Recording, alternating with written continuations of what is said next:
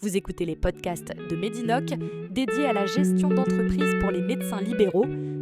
Dans ce nouvel épisode, nous vous aiderons à comprendre comment renforcer le travail en équipe et la cohésion au sein de votre cabinet afin d'améliorer à la fois l'organisation quotidienne, la qualité des soins et le bien-être professionnel. Dans le contexte exigeant des soins de santé, le fonctionnement d'un cabinet médical libéral repose en grande partie sur la qualité du travail collectif. Au-delà des compétences individuelles, c'est bien la capacité de l'équipe à travailler ensemble, de manière coordonnée et sereine, qui conditionne l'efficacité du cabinet, la satisfaction des patients et l'équilibre professionnel des praticiens. Renforcer le travail en équipe et développer une véritable cohésion ne relève donc pas du hasard, mais d'une démarche volontaire et structurée. Pour comprendre comment construire cette cohésion, il est utile de partir d'un principe simple. Une équipe fonctionne d'autant mieux que chacun se sent informé, reconnu, à sa place et engagé dans un projet commun. Cela suppose de mettre en œuvre plusieurs leviers complémentaires qui concernent à la fois la communication, l'organisation, les objectifs, la culture de travail et les relations humaines. Un premier levier fondamental concerne la communication au sein du cabinet. Une communication efficace est indispensable pour assurer une bonne coordination des soins et maintenir une ambiance de travail harmonieuse. Concrètement, cela implique de définir des canaux de communication adaptés selon les situations.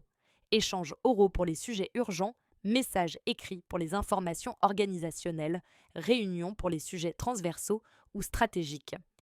Il est également essentiel de favoriser la transparence en partageant les informations utiles à l'ensemble de l'équipe afin d'éviter les incompréhensions ou les sentiments d'exclusion. L'organisation de réunions régulières permet de faire le point sur les parcours de soins, les évolutions du cabinet, les difficultés rencontrées et les pistes d'amélioration, tout en maintenant un bon niveau d'engagement collectif. Une communication fluide ne suffit toutefois pas si les rôles et les responsabilités de chacun ne sont pas clairement définis. Dans un cabinet médical, les missions peuvent varier selon les profils, les compétences et la taille de la structure. Pour éviter les zones de flou, il est important que chaque membre de l'équipe dispose d'une description précise de ses missions, de ses responsabilités et des attentes associées à son poste. La formalisation de protocoles et de procédures permet également de sécuriser l'organisation en précisant qui intervient à chaque étape d'un processus. Ces éléments gagnent à être régulièrement discutés et ajustés en équipe, notamment lors des réunions, afin de tenir compte des évolutions de l'activité et de l'organisation du cabinet. Au-delà de la répartition des rôles, la cohésion se renforce lorsque l'équipe partage des objectifs communs. Définir des objectifs clairs et pertinents donne une direction collective et permet à chacun de comprendre le sens de son engagement. Ces objectifs gagnent à être spécifiques, mesurables, atteignables, réalistes et définis dans le temps, afin d'être concrets et mobilisateurs. Impliquer les membres de l'équipe dans la définition de ces objectifs favorise l'adhésion et renforce la motivation.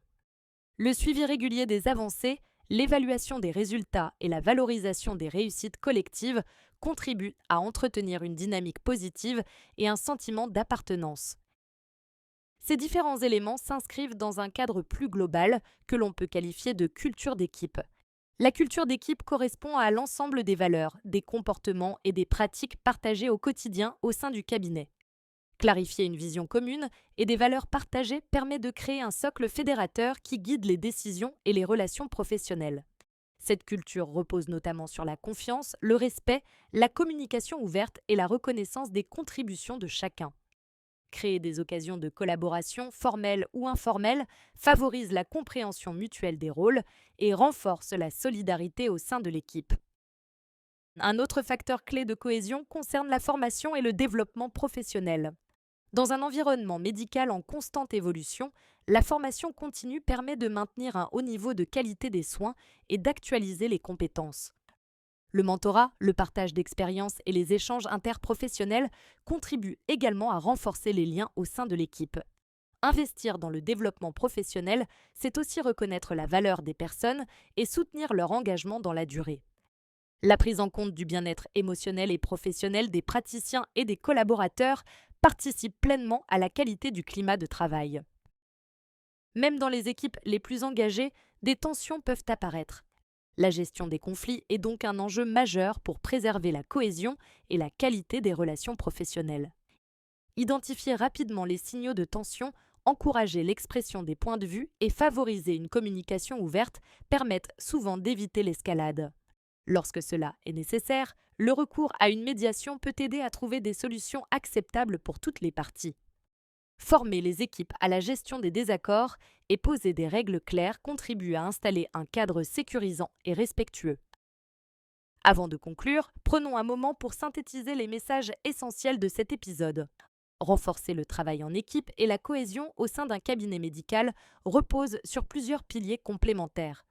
Premièrement, une communication claire, régulière et transparente est indispensable pour coordonner l'activité et prévenir les tensions. Deuxièmement, la définition précise des rôles, des responsabilités et des objectifs communs donne du sens au travail de chacun et renforce l'engagement collectif.